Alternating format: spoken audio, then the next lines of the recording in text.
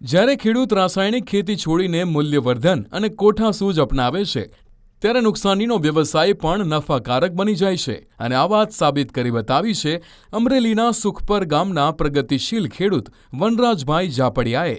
એક સમયે રાસાયણિક ખેતીના મોંઘા ખર્ચ અને દેવામાં ડૂબેલા વનરાજભાઈએ આજે પ્રાકૃતિક ખેતી અપનાવીને પોતાની વાર્ષિક આવક 5 લાખથી વધારીને 12 લાખ સુધી પહોંચાડી દીધી છે. તેમની સફળતાનું રહસ્ય છે મૂલ્યવર્ધન. તેઓ મગફળીનું શુદ્ધ તેલ અને હળદર જેવા પાકોનું જાતે જ પ્રોસેસિંગ કરી કોઈ પણ લેબલ વિના માત્ર વિશ્વાસના જોરે 4,000 રૂપિયે તેલનો ડબ્બો ઘરે બેઠા વેચી રહ્યા છે. મરચાંનો પાવડર બનાવી શુદ્ધ પેકિંગ કરીને વેચે છે. ગોબર ગેસ પ્લાન્ટની રબડીનો ખાતર તરીકે ઉપયોગ કરી ખેતી ખર્ચ શૂન્ય કરનારા વનરાજભાઈ હવે આ રબડીનો પાવડર બનાવી અન્ય ખેડૂતોને વેચવાનું નવું આયોજન કરી રહ્યા છે, જે આજે આખા ગુજરાતના ખેડૂતો માટે પ્રોસેસિંગ અને પ્રાકૃતિક ખેતીનો એક શ્રેષ્ઠ રોડમેપ બની ગયો છે.